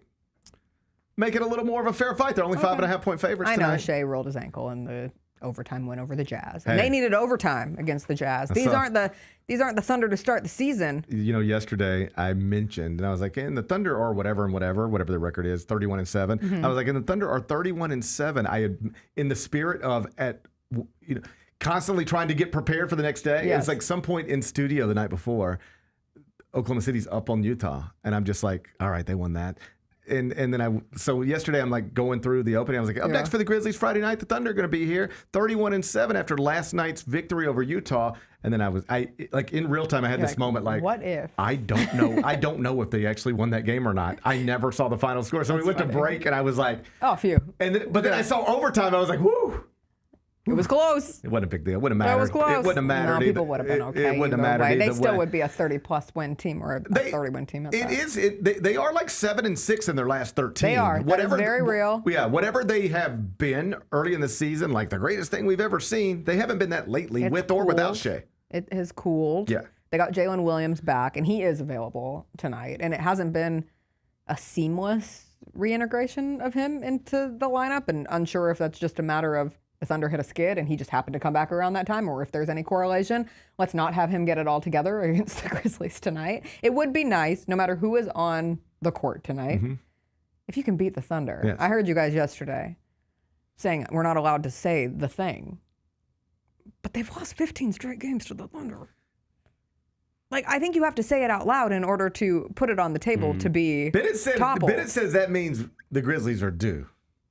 Think so. You don't even have to say they're due. You can just say it as fact, and then someone might say, maybe a little reverse jinx. The assumption would be if the Thunder won 15 straight, that's more than just a casual 5-game winning streak. That's 15 straight. I think for every person who says that means the Grizzlies are due, I would counter it with maybe it just means these franchises are in wildly different positions right wildly now. Different positions right now. Wildly different. Yeah. I did find, this week in Grizzlies land, it was it's like perfectly encapsulating of everything. You get a nice feisty win over the Spurs, and they get Wemby back, and sure, he's not in at the end of the game, but he had 30 points in 21 minutes, and it feels good. It feels good no matter who is out on the court. They're still down 8 bodies, but you beat the Spurs, and the very next night, you get clobbered by the Suns in a game that you're down 1 more body than the night before. You're down 9 now instead of 8. And you just understood that if you have the shortened rotation that the Grizzlies have right now, and you are on the second night of a back-to-back against a functioning basketball team, it might be hard to compete with said team. And so you got a high followed by one of the lesser losses of the season. I don't want to definitively say it was the worst loss of the season. They just never in the game. It felt like they got behind early. They were down 10 after the first. They were down 18 at half. Right. And just the feel of the game. Right. We watch a lot of basketball, and sometimes you just get a feel of something. Now, sometimes that feel can be like Uno reversed, because the feel against the Spurs in the first quarter on Tuesday didn't feel all that great either. But this one against the Suns, you just thought, they probably don't have it in them to come back. So now you have a chance against the Thunder, and you have these 2 games before you go on this big Europe trip. And maybe you can take advantage of a shorthanded Thunder team. You've been shorthanded all along. You're more prepared to be shorthanded than the Thunder. You're better at being shorthanded. You're more used to it. Some would say you're built for it. Unfortunately, you don't know how to. Not by like. You don't know how to live any other way. You just know how that works. All right, shorthanded Thunder, shorthanded Grizzlies tonight inside FedEx Forum, 7:00 tip. Tickets available. Grizzlies.com. And you can get a bobblehead. I said that weird. You can get a bobblehead. The Super Grizz bobblehead. I got one for you. Okay, Bennett, let's see it. Yeah. Bennett, let's see it. Yeah, hang on. I Pull think it out. To go from the lunchbox giveaway to this bobblehead giveaway. Okay. They're the 2 best giveaways of the season. So these are sick. This is the best bobblehead they've done in years. Yes. And here's okay, why. Ben. Here's why. Because it is like the real deal, like authentic, like thickness and everything. But also, this is a cool touch that they did. you notice like the bottom part, it's like the brown where it says Super Grizz. This is what the original Grizzlies bobblehead set from the, one of the first 3 seasons here looked like. They had this brown foundation, like the fat Grizz behind you that sits on the shelf. It looks just like this one, like the foundation of it. So if you like have that old bobblehead set, this one fits right in with it. Look at Bennett. Yeah, isn't that cool? He's a bobblehead expert. It sounds like you're a bobblehead expert. Look at that. Look at that. I am a bobblehead expert, actually. It sounds like you are. Yeah, I have a huge bobblehead collection. I'm stoked about this. Great giveaway tonight. How many things do you collect between DVDs and bobbleheads? Yeah. It sounds like you got a lot of junk. That's just appreciating physical media. That's right. Sounds like you got a lot of stuff. Yep, I do. All right. But it's a great bobblehead. It is. And one of those bobbleheads, Hmm. since you're not familiar with the giveaway, one of those bobbleheads is going to have a $4,000 Sissy's Log Cabin necklace on it. I did the read. CJ was like, what? I said, I've read this 4 times in the last week. Yeah, it's a Grizzlies like dog tag chain, and it's diamond encrusted, and it's a little less than $4,000, but I round up. And I'd like that. I don't think I'm eligible for it, but somebody who comes is. Hey, somebody's going to walk out of FedEx Forum tonight. Do you treat it like the lottery? Do you just like put it in your pocket and not say anything? How would you I don't want people knowing that I'm carrying a $4,000 necklace around. Yeah. I would feel uncomfortable. If you won the lottery, would you want people to know or not? No. I don't think I would either. I would have such anxiety that someone would kill me. I'm sorry, was that surprising? You told me you had a dream last night. Yeah, I had a dream that I got carjacked. What is going on in your life? I don't know. It was terrifying. Yeah. I woke up and I was like, there's a gun in my face. I was like, no, it's just 4:30 in the morning and I have to get up again. Did they look like me? I'm a criminal. No, but you also look like Freddy Krueger, so it could be you. I saw the chat making fun of my sweater. Is this a sweater worthy of being I think mocked? it's just because you're bald. I think it's cool. What's I wrong? like it. What's wrong? Also, Freddy Krueger's a turtleneck, isn't it? Technically?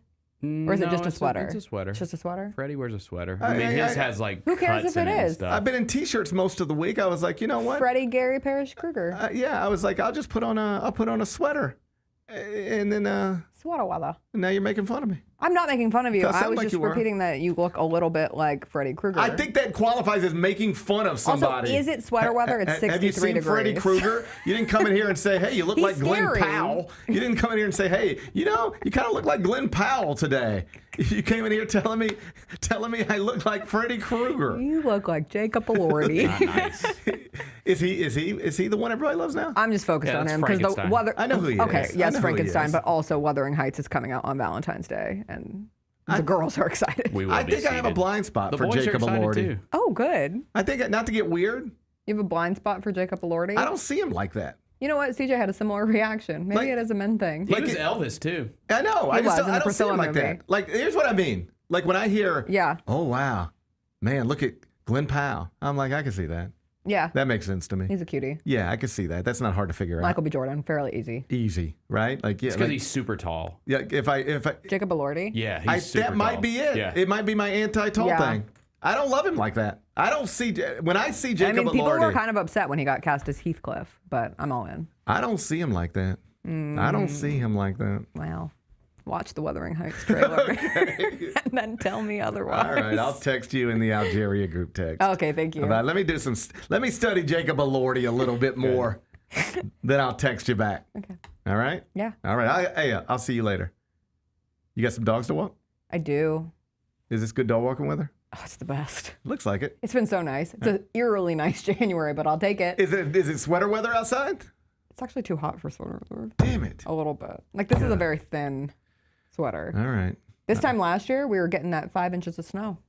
Is that true? I only know because I have a daily journal, and it said we were preparing for 5 inches Do you of write snow. in your journal every day? So here, for the process of this, no, but it's easy to catch up on. It's one question every day that requires a 2 to 3 sentence answer. It's great. Give me one question. Let me see if I can help you today. Like the one about the snow was, what was something that was abnormal about today? And so the answer was, one, I said, I feel well rested after a Grizzlies game, and we're expecting 5 to 7 inches of snow in Memphis. That was a question. Okay. Yesterday's question was, do you consider yourself lucky? Do you? Yeah. I think I do too. Yeah, absolutely. I think we should. Yeah. Bennett, you consider yourself lucky? Yes. I think we all should. Yeah. You know what? I think we all should. Yeah, write it in your journal. I don't have one. I'm now on year 2. I made it through the whole first year. Congratulations. So now I can see the answers from last year. All right. And I fill in the answer from this year. All right. Well, you think that's a good use of your time? Yeah, I do. Okay. It keeps me off my phone. There you go. All right. Well, good luck with your journal today. Thank you so much. I'll see you later. That's Jessica Benson. She's going to be in studio Monday at 8 a.m. When we come back, we'll turn our attention to Penny Hardaway's Tigers. They're back on the court this weekend playing Florida Atlantic. Get you ready for it next. Gary Parrish Show presented by Ortho South. Thanks for showing up, Memphis. Nothing beats catching your Grizzlies IRL, and nobody knows that better than you. So next time you want to hit up a game, Ticketmaster's got your back with tickets to every upcoming matchup. Whether you're catching the Grizzlies at home or on the road, you'll find tickets at Ticketmaster, the official ticket marketplace of the Memphis Grizzlies and the NBA. Keep putting that jersey collection to use and get Grizzlies tickets today. There's no better brag than saying you saw it live. See you courtside again soon, Memphis. The world needs B2K.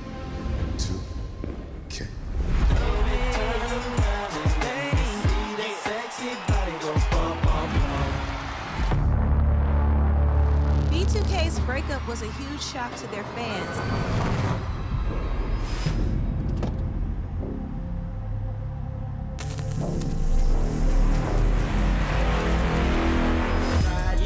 Boys for Life Tour. Nate Bargatze. Look, I say a lot of dumb stuff. I try to keep it in front of large groups. Seems to go better that way. Big Dumb Eyes World Tour. When you say something dumb one-on-one, it's a lot for that person. I'll say it, then I can just feel that they feel the weight of my life on their shoulders. Tickets and info at NateBargatze.com. Don't miss the Big Dumb Eyes World Tour. Nate Bargatze. How are you able to release and have an instrumental song become a huge deal? And I forget who the disc jockey was, but he put the wrong side on. He put the Green Onions by mistake and played the B side instead of the A side. No! And that's when the change happened. These people started to call the station and say, play that song again. The Chris Vernon Show, live on weekdays at noon on YouTube at Grind City Media and the official Grind City Media app. The long goodbye begins. A very special evening with Journey. Final Frontier Tour.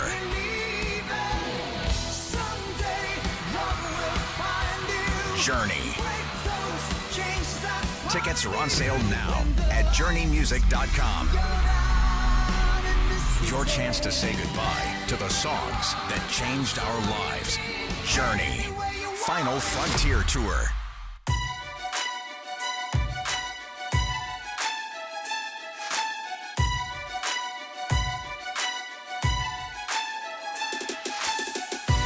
Orthopedic injuries can be unpredictable, unforeseen, and unscheduled, and Ortho South understands this better than anyone. Since your injuries don't make appointments, you don't need to either.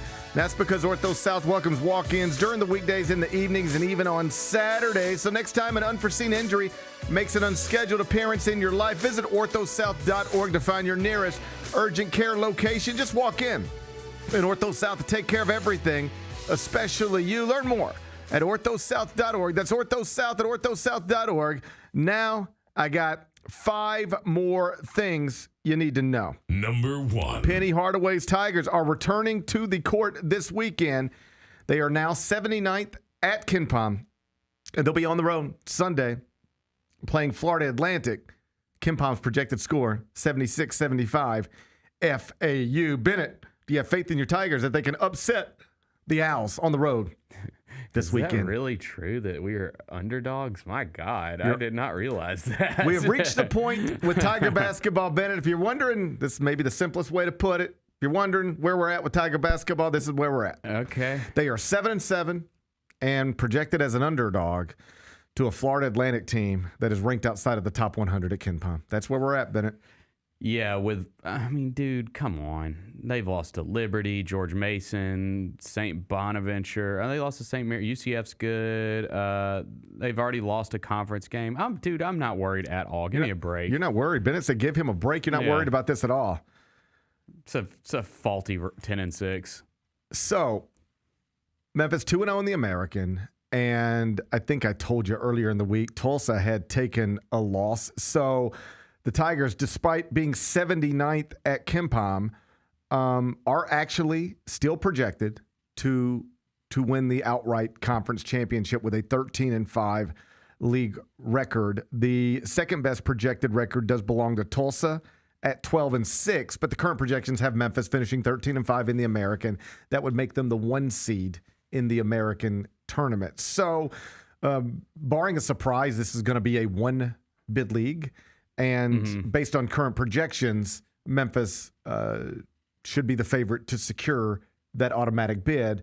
But that would change if they were to lose, perhaps at Rice or at FAU this weekend, depending on the margins and all that stuff. Yeah, I mean, I know I was just goofing on FAU. I will, if they go on the road and get this win against a team that right now is one of the better teams in the conference, then yeah, it will continue to get me more encouraged as this conference, regular season goes along. It really will. Yeah, I think right now people are sort of just, I guess the diehards are still watching and paying attention. But broadly speaking, like if I were to there was a time with Memphis basketball where I could have walked into anything that resembles a sports bar in the area and been like, when's the Tigers' next game? And everybody would have known. Oh, they play Sunday. It's FAU. Like you would have just known. And right now, like, does every even season ticket holder at Memphis know that the Tigers are playing FAU on Sunday, what channel, all that stuff? I think people are a little just like clocked out on it. I agree. I think that once, we usually, once we get into February, once we get into late January, February, people really, really start getting way more into college basketball. And if you're good, like if your record's good, right, which theirs has a chance to be better, I think people will start paying attention way more. I'm curious to see, like, if we look up and Memphis is 8-1 in the league. Yes. And it's like, oh, wait, they're going to win a conference championship. Is that enough to make people care? Memphis not being ranked, not being good, but still being the best team in its league and on a path to winning an outright conference championship. Is that enough to make people still care? I don't know, but we'll find out. Yeah, perhaps. we'll find out. We'll find out because right now, with the way the non-league schedule unfolded, I think some of the enthusiasm connected to this season, to whatever extent it existed, it's been decreased dramatically. So it'll be interesting to see if they can get on a roll in the league and reconnect with the fan base in some degree. As always, we'll see. Next game Sunday at Florida Atlantic. Again, KenPom's got it projected FAU 76. Memphis 75. But Bennett, that's why they play the games. You're damn right. That's why they play the games. Number 2. The DeMond Williams situation at Washington has been resolved. You're not going to believe this. Guess what he's decided to do? He's staying. He's going to turn around and go back to Washington. He, of course, is the young man who had signed a deal with Washington last week for $4 million to play football next season, and then announced he was getting into the transfer portal. Reportedly, LSU was the school that convinced him to do it. And so it seems pretty clear he thought he could get more money either from LSU or somewhere else. But he had already signed a document. And this isn't like a letter of intent that you can get out of. This is a legally binding document, a contract. And Washington, as a university, had made it clear, we will get attorneys involved in this. Like you signed a document, and if you go play football somewhere else, somebody owes us $4 million. All right. So you want to get tied up in a court battle, or do you want to just come back and play football with us and let's let bygones be bygones? Yeah, I think a positive development here. It's probably a good thing for college athletics that this got so public, because it will make it clear to everybody, hey, this is serious stuff. Before you put your name on a document, make sure you know what you're doing, because clearly on some level, DeMond Williams thought, I can sign this, and if I want to get out of it and go somewhere else next week, I'll just get out of it and go somewhere else next week. On some level, he thought he could do that because it is what he was trying to do. And what Washington reminded the entire sport this week is, no, we have signed documents and attorneys. You're ours now. We don't really care where you want to go. You work for us now, and you're under contract. And if anybody gets in the middle of that, they're going to be interfering with a contract you and I have. And we'll end up in a courtroom. And so it'll make the next, batch of transfer portal players understand perhaps better than they otherwise would in some cases. This is serious stuff. You need to have real representation, and you need to know what you're doing. These are actual $1 million contracts, and they can be enforced in ways that maybe a national letter of intent can't or won't anymore. But these other contracts, if they're written in a certain way, they can be enforced in a certain way. And Damon Williams learned that this week. He wanted to get in the transfer portal, he said, but he's going to play quarterback at Washington next year for quite a bit of money, but perhaps not as much as he would have gotten somewhere else. Number 3. NFL playoffs get underway this weekend. Got 2 games on Saturday. Rams, Panthers, Packers, Bears. On Sunday, Bills, Jaguars, 49ers, Eagles. What interests you most there? So I'm obviously, not obviously, I'm a Titans fan, but I'm latched onto the Bills. I want the Bills to win the Super Bowl this year. My wife's a Bills fan from Buffalo. Her family, they've obviously live and die with that team. So I'm rooting for them. I would love to see them get their first Super Bowl. As far as so that's a game that I'm excited about. Bills at Jag, and I hate the Jags, so that's fun that I get to root for the Bills against the Jaguars, who I hate. But for tomorrow, Packers Bears at Soldier Field. Great. Come on, man. Come on. And they say there might be snow. It's going to be really cold weather, so that one's going to be fun. I like that we're getting Rams Panthers out of the way. No disrespect to the Panthers. I think the Rams are going to destroy them. 10.5-point favorites. Yeah. So I'm glad we're getting that one out of the way first. Love the night game on Saturday. And then the other 2 games are fun too on Sunday, 49ers, Eagles. Eagles are 5.5-point favorites, and I'm kind of we'll see. We'll see. Shanahan, dude, he might cook up some magic. Packers Bears the game. Packers Bears, I think, is the best game because it's in Chicago, and so they've got a real chance, and it's a team that's just tortured them over the years. You can exercise some demons if you're the Bears. It's time to exercise some demons. It really is, man. It really is. The Bears, and we've talked about this before, very similar to the Mets in the sense that big market team that has an iconic championship team from the 80s. You can't remember every World Series winner or every Super Bowl winner. If I just said off the top of your head who won the Super Bowl in 1991, you might not know that. Who won the World Series in 2004? You might not know that. But if you're a sports fan, you're kind of familiar with the 85 Bears and the 86 Mets. Those are iconic teams. The Mets because of Doc and Darryl and the ball bouncing through Buckner's legs. And the Bears because of Jim McMahon and Walter Payton and Refrigerator Perry and the Super Bowl Shuffle. If you were old enough in 85 to have any memories from that year, you remember the Super Bowl Shuffle and the 85 Bears. That was a big thing. And so what's interesting about Bears and Mets is big market teams with national fan bases, in part because they have these big personalities on this iconic championship team right in the middle of the 80s.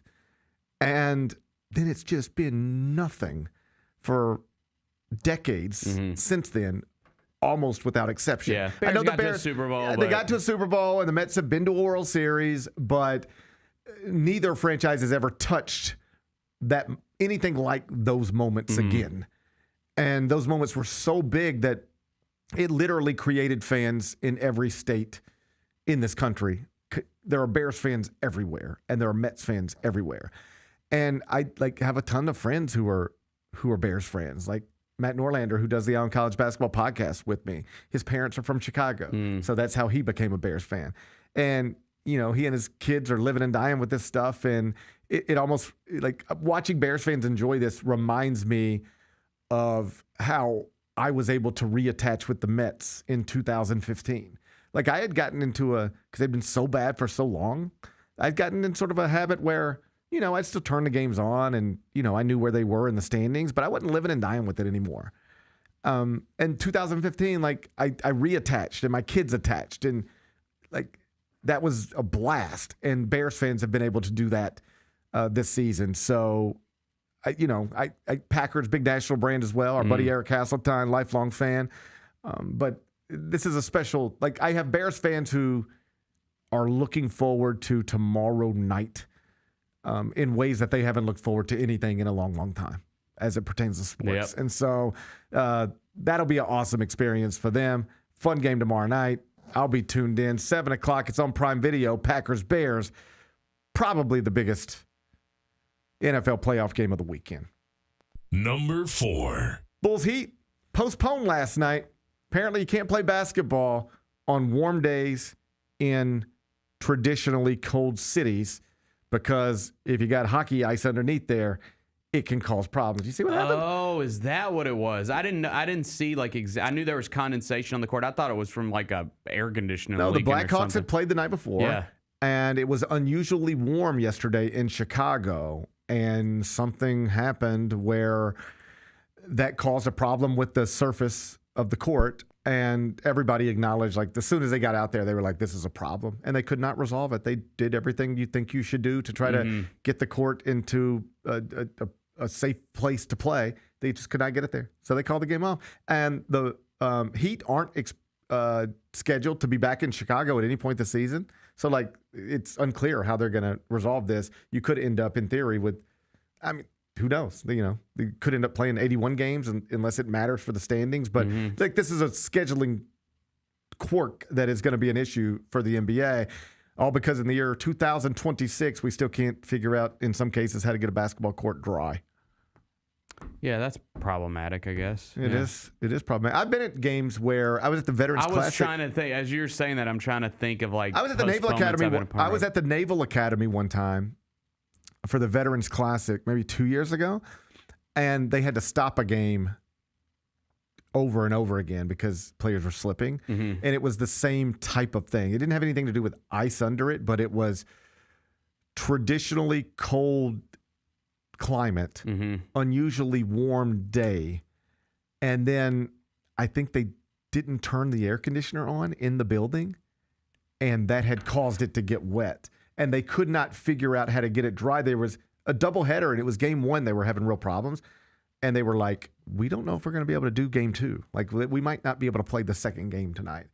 And then somebody was like, what if we turn the AC on? And they were like, yeah, try that. They turned the AC on, and it fixed everything. So, tragedy, we missed it. But last night, they couldn't figure out how to get the United Center in good shape. So, basketball game canceled, and I'll let the NBA announce when they'll make it up. Number 5. Congratulations, Anthony Edwards. Last night scored his 10,000th point in the NBA. He's the third youngest person to ever get there, following only LeBron James and Kevin Durant. He's, of course, been to 2 Western Conference finals, and now third youngest person to ever make it to 10,000 points. Anthony Edwards, 24-year-old star in the NBA. Yeah, and we were just all, I think a lot of people were just wrong about him coming into the league. And I was one of them. Like, it was a red flag to me that he was on a team that didn't win coming out of college. He was obviously a great player, but they were a bad team. And I was like, man, usually these great players can, by themselves, elevate a team to at least be respectable. Georgia wasn't. And so I was like, I don't know. And it just hasn't ever been the case. If you remember, he played here in college. Yeah. Georgia came here and played against the Tigers. And you're exactly right. In that one season, playing for Tom Crean at Georgia, like he was great, but the team was bad. And I thought that was a red flag. And the other one, if you remember, in the pre-draft process, there was this quote that got a lot of attention. He said, I don't watch basketball. Oh, yeah. I remember that. People were like, so who do you like watching? And it was one of those types of it felt like a nothing question, but his answer turned it into a big deal. It was like when you watch the NBA, who do you like to watch, or who do you style your game after? It was one of those types of things, just a nothing question.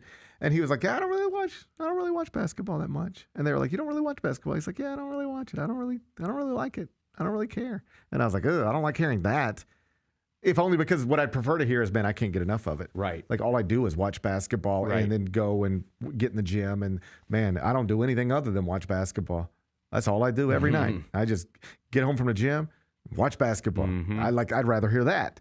And he was like, I don't really like basketball. So I was like, that's weird. Okay, clearly the physical stuff is all there. Like, you could just look at him and he looks the right way and he moves the right way and all of that stuff. But we're talking about the number 1 pick in the draft. Right. And he couldn't win in college. and doesn't seem to like basketball. That's what he said. I don't know, man. I might take LaMelo Ball. That's where I was. I think I was on record. I would take LaMelo Ball number 1. And I guess that wouldn't have been a disaster, but clearly looking back on it, Anthony Edwards was the right pick to go first overall in that draft. And I know his off-the-court stuff has gotten a lot of attention, and he's been criticized in a variety of ways for a variety of things, and a lot of that is, I think, well-earned. But strictly as a basketball player, like, he's awesome.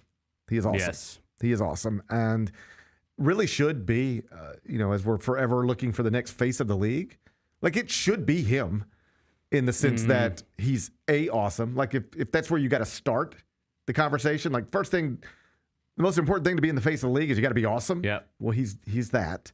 But then, like, he's an incredible personality. He's hilarious. Yeah. And he's a good-looking human. Like, he checks all the boxes, and yet he just hasn't been able to grab that whatever crown from LeBron or Steph or KD or whoever's had it to like be the clear-cut face of the NBA. But it should probably be him. I know we've had different conversations at different times about whether it could be John Morant or Shai Gilgeous-Alexander or whomever. It should be Anthony Edwards. I don't know why it hasn't quite connected like that yet. I mean, he does do the big commercials. Like, it's hard to watch a basketball game without seeing him pop into commercial at some point. Got the Sprite endorsement, yeah. Right. You see the Sprite commercials all the time. But I don't know that it's just, like, grabbed the way it should. This is maybe the most talented, or one of the most talented, Wemby exists, one of the most talented young players in the NBA. And he got to 10,000 points last night. Third youngest to do it, behind LeBron and Kevin Durant. Congrats to Anthony Edwards. Job well done. Be back with Carryout. Grizzlies fans, dunks, dimes, and no-looks are great on TV, but nothing compares to catching them IRL. And that starts with buying tickets at Ticketmaster, the official ticket marketplace of the Memphis Grizzlies and the NBA. Ticketmaster gets you to the game so you can catch every highlight in person. From seeing your favorite Grizzly stars up close to hearing the squeak of the sneakers on the hardwood. Put that jersey collection to use and get tickets at Ticketmaster. There's no better brag than saying you saw it live. See you courtside, Memphis.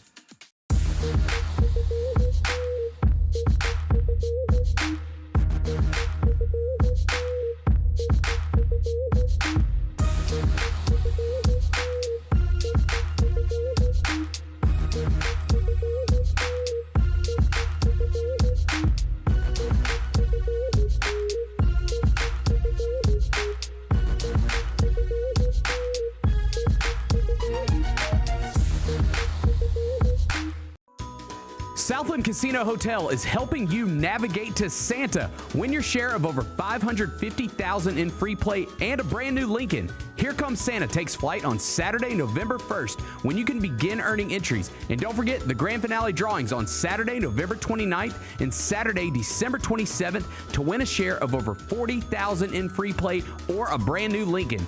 Win big during Here Comes Santa, only at Southland Casino Hotel. Let's face it, there's a lot of trash talk in basketball, but the great teams let their performance do the talking. Like Ford F-150 with Pro Power on board, a class-exclusive industry-first feature that turns your truck into a mobile generator and leaves the competition speechless. Ford F-150, official truck of the Grizzlies. Greatness starts here at your Mid-South Ford dealer. Class is full-size pickups under 8,500 pounds, GVWR. The Grizzlies are the one thing everyone in the family can agree on. So join us every Sunday this season for Sunday Family Fun Days. It's a steal at just $35 and includes a ticket to the game, a $10 food voucher, post-game free throws on the court, and a meet and greet with mascot Grizz. Space is limited, so grab your tickets now for this unique experience your family won't soon forget. Go to grizzlies.com/Sunday and have a fun day.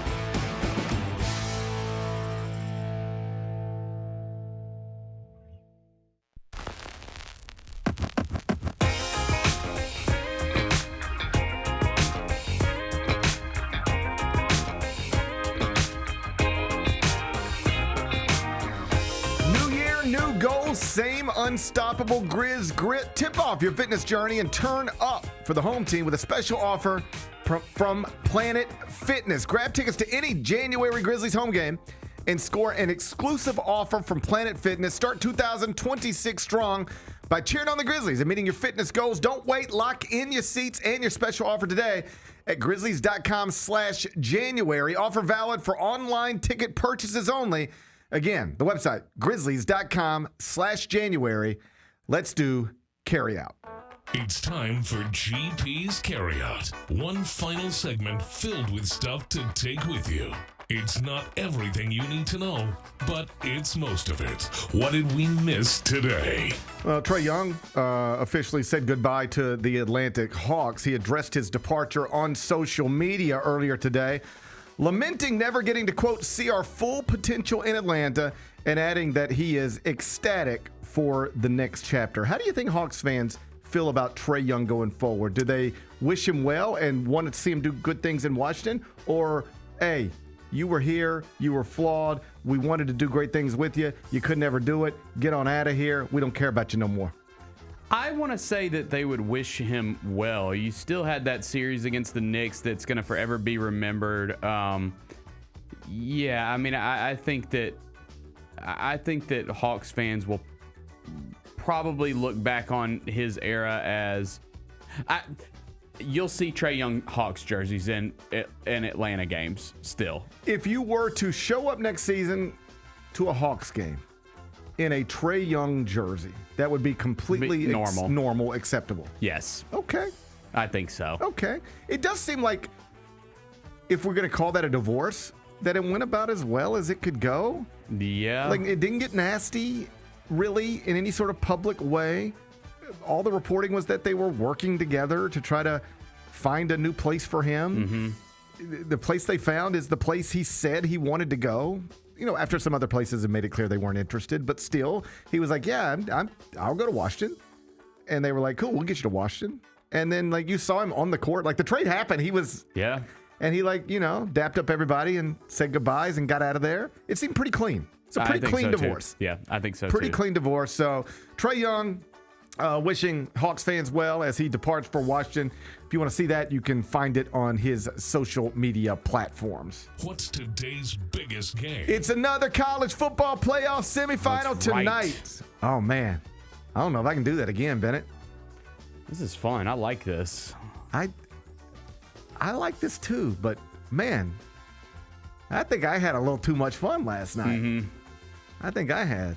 I don't know if I can get in. Be following along on my phone. I don't know if I can get through another semifinal. Back-to-back nights. Oregon and Indiana. They're doing it down in Atlanta at the Mercedes-Benz Stadium. It's the college football playoff semifinal at the Chick-fil-A Peach Bowl. Indiana, undefeated, 14-0. Already beat Oregon once this season. 3.5-point favorite. Your Big Ten champs. Total's 48.5. How you going to act? I don't love it. I'm just going to do the same thing I did last night. I'm going to go Oregon here. I like that half point. I think it's going to be a really good game like last night's was. So, yeah, I'll go Oregon to cover. Over at CBS Sports, they asked us, even the basketball writers, to put together, fill out a college football playoff bracket. So I did that before this thing even got started. You going to die over there? I'm good. Don't die on me. I'm okay. I'm not Went down the wrong pipe. I'm not trying to brag, all right? But if you were to go pull up the Gary Parrish college football bracket that was filled out before the playoff even started, you know what my national championship game was? Oregon against Miami. How about that? Still in play. I'm in play. Still in play. So if I'm rooting for my bracket, I got to go with the Ducks. But I love the Kurt Cignetti story. Oh, it's awesome. It's awesome. It's fun. It's awesome. So I think that's the better story. Dan Lanning, former Memphis assistant, now the head coach at Oregon. So local ties, root for Oregon. But I think I like the Cignetti story. What'd you do? You laying the points? Yeah, I'm going to go Oregon here. So you're taking the points then? Yes, plus 3.5. Yes. All right. Okay, Bennett. Okay. Yeah, I think it's going to be tight. I mean, dude, last night it was like it was up in the air all the way until the very end. Last night was awesome. Yeah, I almost got it. So hopefully we get another good one tonight. Yeah. Bennett says take the 3.5 points with Oregon. Kickoff 6:30. What are we watching on TV? Can I interest you in TMZ Investigates? What are we investigating? The murders of Rob and Michelle Reiner. Ooh, maybe a little too soon. I was just going to say. Feels too soon? It's tonight, 7 o'clock on Fox 13. TMC is investigating the murders. Maybe I'll revisit. Of Rob and Michelle Reiner. Do you see the son who is charged with the murder, Nick Reiner, his lawyer, removed himself from the case earlier this week. He said, I ain't going to represent him no more. I can't win this thing. He said, well, I mean, the lawyer did say he is not guilty of murder. And some people did interpret that like, ooh. And it's like, no, he's very intentional with his words. Nobody's saying he didn't kill his parents. But it sounds like their defense is going to be that he was off of medicine and lost his mind. Like murder, like he killed his parents, and the defense will be insanity. You know, it will be that he did not know what he was doing, was incapable of knowing what he was doing. So the lawyer made that clear. Did Nick Reiner end his parents' lives? I'm not quoting the lawyer here, but this is the sentiment that the lawyer put. Did Nick Reiner end his parents' lives? Yeah. Is he guilty of murder? No. That's the argument. We'll see. We'll see. We'll see. Hey, TMZ going to tell you everything they know about it tonight. Okay. 7 o'clock, Fox 13.